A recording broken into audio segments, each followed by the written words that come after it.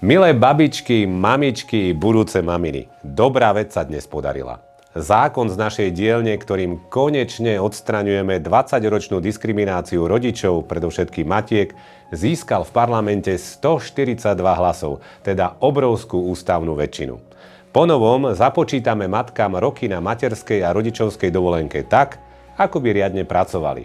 Kvôli výchove detí teda už nebudú mať nižšie dôchodky.